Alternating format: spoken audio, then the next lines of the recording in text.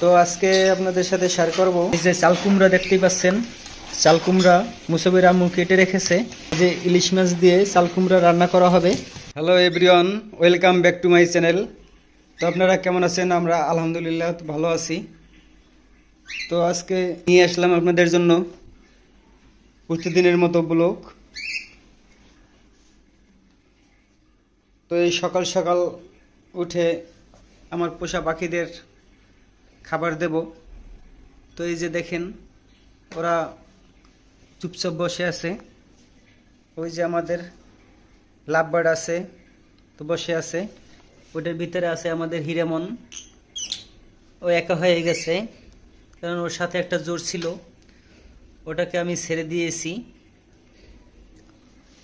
তো দেশি পাখিগুলো আমি বেশি দিন রাখি না, মোটামুটি ভালো সচল হয়ে গেলে ওদেরকে আমি ছেড়ে দেই। তো এদেরকেও একসময় ছেড়ে দেব, ভবিষ্যতে ওদেরকে দিয়ে বংশ বৃদ্ধি করার চেষ্টা করব। দেখেন এখন চুপচাপ খুব শান্তভাবে আছে। আপনাদের জন্য একটা খুব মজাদার রেসিপি নিয়ে আসব। রেসিপিটা হলো, দেখেন, এটা হলো ইলিশ মাছ। এখন বর্তমানে ইলিশ মাছ, বড় ইলিশ মাছ বাজারে নাই বললেই চলে, যদিও থাকে অনেক দাম। তো আমি অনেক 2 দিন ঘোরাঘুরির পরে এই মাছ কয়টা পেয়েছি।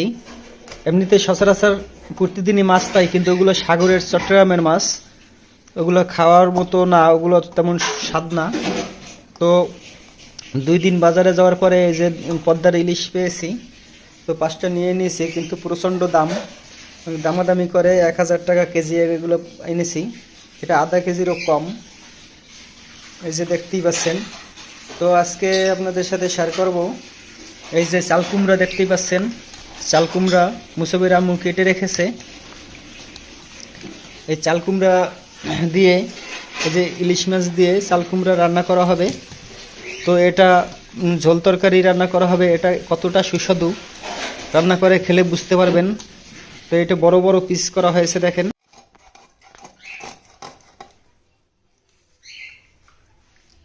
মাছটা কি তাজা? হ্যাঁ, ভালোই তাজা আছে, ফ্রেশ।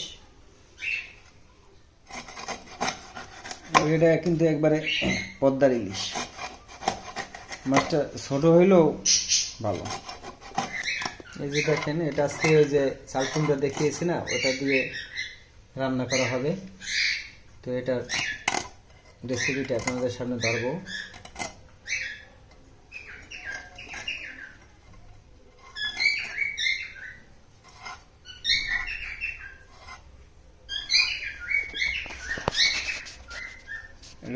ধুয়ে পরিষ্কার করে বসিয়ে দেব। মাছগুলো আমরা অনেক সুন্দর করে ধুয়ে নেব, পরিষ্কার করে, পরিষ্কার পানি দিয়ে। আঁশগুলো ছাড়িয়ে নেব। এই যে দেখেন, আঁশগুলো ছাড়িয়ে নিচ্ছে।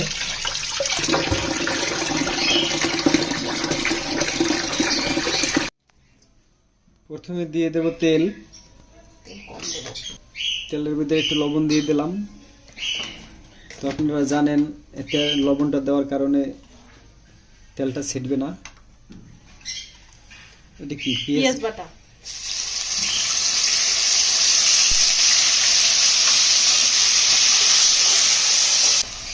আদা রসুন বাটা। আদা রসুন বাটা। অনেক ইলিশ মাছ আদা রসুন বাটা দেয় না, কিন্তু আমরা দেই। চাইলে নাও দিতে পারে। আমরা আদা রসুনটা সবসময় ইউজ করি, কারণ আদা আমাদের মানে একটা মাছের কাঁচা গন্ধ থাকে, ওটা হলে থাকলে আর আমরা খেতে পারি না। এই জন্য আমরা সবসময় ইলিশ মাছে আদা রসুন ব্যবহার করি। অল্প মরিচের গুঁড়ো দেবো, কারণ আমরা কাঁচা মরিচ ব্যবহার করবো, সেই জন্য সামান্য একটু মরিচের গুঁড়ো, একটু হলুদের গুঁড়ো। এখন ভালোভাবে কষিয়ে নেবো। কষিয়ে নিয়ে তারপরে এই যে চাল কুমড়োটা দিয়ে দেবো। মাছটা কখন দেবা? মাছটা পরে ভেজে উপর দিয়ে দেবো, টমেটো আর মাছ। মাছটা এক্সট্রা ভেজে নেবা? হ্যাঁ, আমরা কাঁচা কষানো মাছ খাই না, আমরা সব মাছই ভেজে খাই। অল্প একটু পানি দিয়ে অল্প একটু পানি তারপরে ভালোভাবে কষিয়ে নেব। তো আমাদের মশলাগুলো ভালোভাবে আমরা কষিয়ে নিয়েছি। এই দেখুন মশলার উপর থেকে তেল ছেড়ে দিয়েছে। যখন দেখবেন মশলার উপর থেকে এভাবে তেল ছেড়ে দেয় তখনই বুঝতে হবে যে আমাদের মশলাটি কষানো হয়ে গেছে। এখন আমরা এই যে চাল কুমড়োগুলো দিয়ে দেব।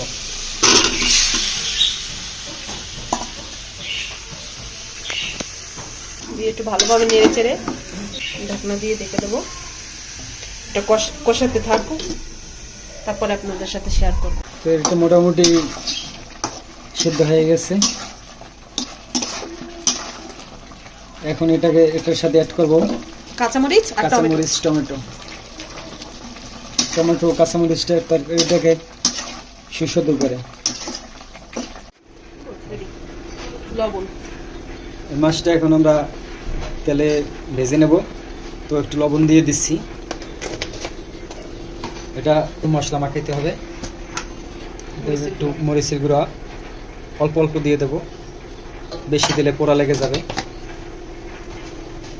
তারপরে দিয়ে দেব এটা কি হলুদের গুঁড়া। তো ভালোভাবে মাখিয়ে নিতে হবে মাছটাকে। আর কিছু দেবা? না, কিছু দেব না, এখন গরম তেলে ভেজে নেব। এটাকে মিক্স করে একেবারে তেলে দিয়ে দেবো।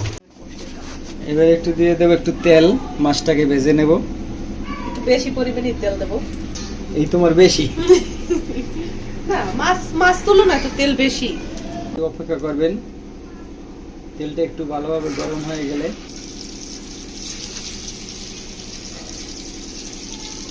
সুগন্ধ ছড়িয়েছে। এটা পদ্মার ইলিশ, ছোট হলেও এটা রিয়েল ইলিশ মাছ। দেখবা এই মাছটা থেকে অনেক তেল বের হবে। এক সাইড হয়ে গেলে উল্টিয়ে এবার আর এক সাইড ভাজি করে তারপরে এটা তরকারির সাথে অ্যাড করব। তো এটা ভাজা ভাজা হয়ে গেছে। এটাকে এখন তরকারির ভিতরে দিয়ে দেব। দেওয়ার পরে তরকারিটা আবার চুলায় বসিয়ে দেব। তো মাছটা দেখেন তরকারিটা হয়ে গেছে, কিন্তু একটা সুন্দর একটা কালার চলে আসছে, ভালো একটা ফ্লেভার। তো নামানোর আগে ধনেপাতা দিয়ে দেব। এটা ধনেপাতা দিয়ে দিচ্ছে, এটা নামানোর আগে দিয়ে দেবে। তো দিয়ে দিচ্ছে। তো দেখেন এটা ধনেপাতাটা একটু আরেকটি সুগন্ধি ছড়ায় এবং এটা স্বাস্থ্যের জন্য ভালো। ধনেপাতা মানুষের ক্যান্সার নিরাময়ের জন্য সহযোগিতা করে থাকে। তো আপনারা চেষ্টা করবেন আপনারাও ধনেপাতা বিভিন্ন রকম রেসিপি করে খেতে। এটা স্বাস্থ্যের জন্য অনেকই ভালো। তো দেখি এটা টেস্ট করে দেখি কেমন হয়েছে।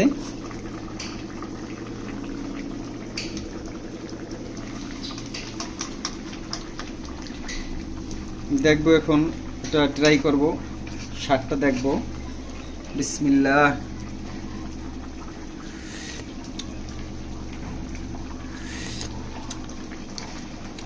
বাহ, এটা অনেক সুস্বাদু হয়েছে। দেখতেই পাচ্ছেন, দেখলেই খেতে ইচ্ছা করছে।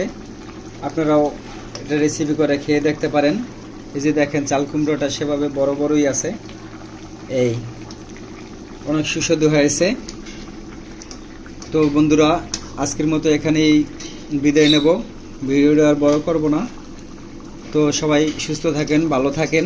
যারা এখনও আমার চ্যানেলটাকে সাবস্ক্রাইব করেননি তারা অবশ্যই প্লিজ চ্যানেলটাকে সাবস্ক্রাইব করে দিবেন এবং পাশে থাকা বেল আইকনটি বাজিয়ে দিবেন, যাতে আপনাদের কাছে আরও সুন্দর সুন্দর মজার মজার ভিডিও উপহার দিতে পারি। তো আজকের মতো এখানেই বিদায় নিচ্ছি। ভালো থাকবেন সবাই। আল্লাহ হাফেজ।